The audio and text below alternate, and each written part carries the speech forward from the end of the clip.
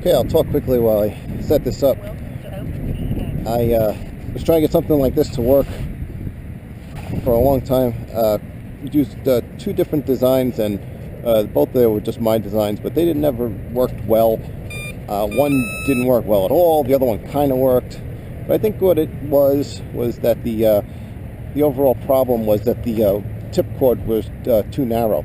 This I fattened up the tip cord a little bit, made it look more like a Stryker, or I think a Cutlass was the other thing, an EPP Cutlass. If you look that one up, you could see the similarities. But I wanted to make it a little more look like a Stryker. I did test fly this already, and you can see the rhinoplasty. So it has already been modified, so to speak.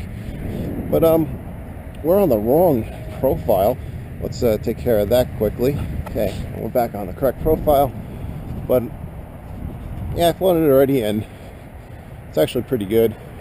So I'll give you a demo of it.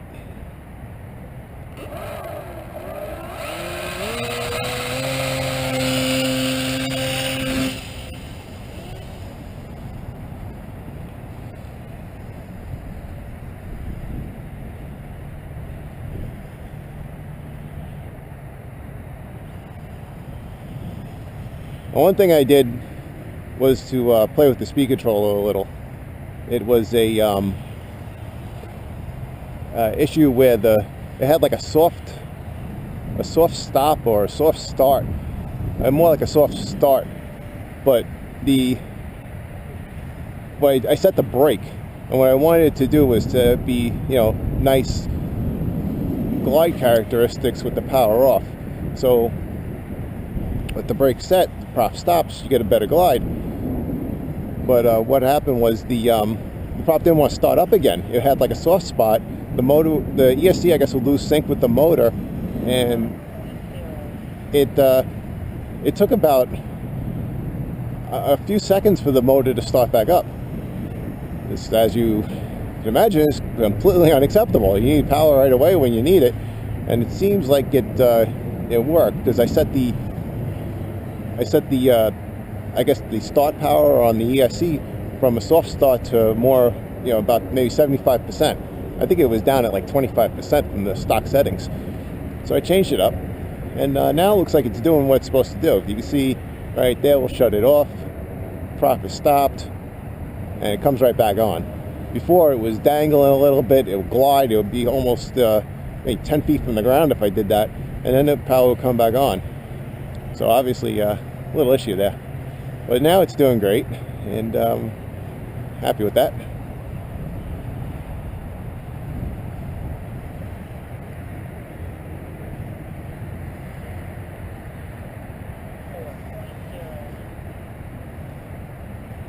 This thing flies pretty good. Kind of happy with it, I think. I don't think there's anything I'd change. When I crashed it, I realized the rates, not the rates, but more like the throw was way too much, and the CG wasn't correct. I've got the CG sorted out, turned down the throw a lot, and very little movement to do what it's actually doing here. You see the roll rate, that's right there. That's pretty decent roll rate, I guess, as far as I'm concerned. But that had to be turned down. If you look at the movements on this thing, if you see them statically, there's not much to them.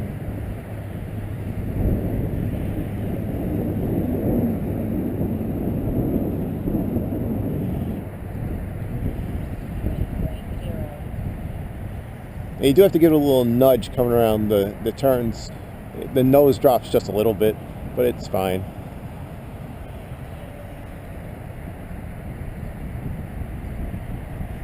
See, that one stayed up in the turn. Let's see. You bring it around here. It drops a little. Doesn't come straight around. Like that's I can't. That was okay. Whatever. I guess it's just how you do it.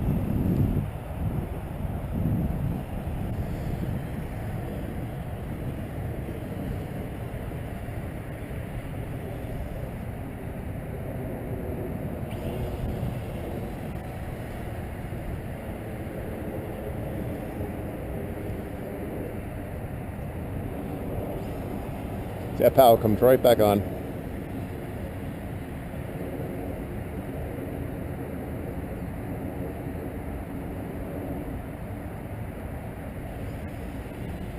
The brake isn't all that strong on this little thing. This is a little 6 amp ESC. It's a little ZTW. And it's just about the minimum for this thing. I tried it on a plane with 3 tiny little micro servos. That was sloppy. And it browned out. Stopped all the power. And this is just a 2 servo one, and it's, it's doing fine. It hasn't taken a dump yet.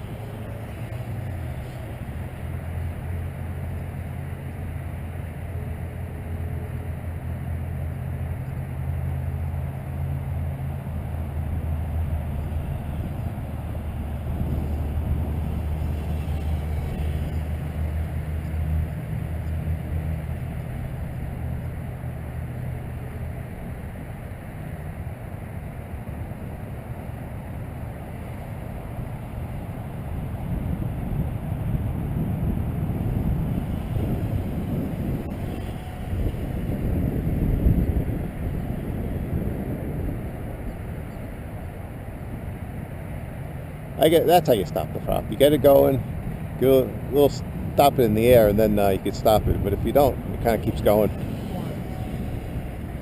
So we got another minute.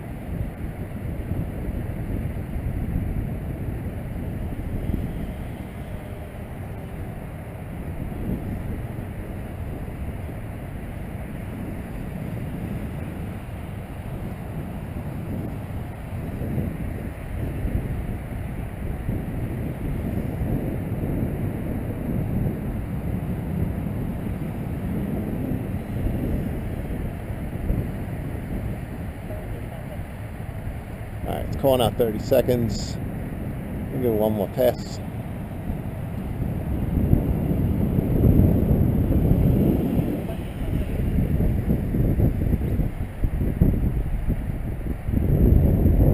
Now bring it in.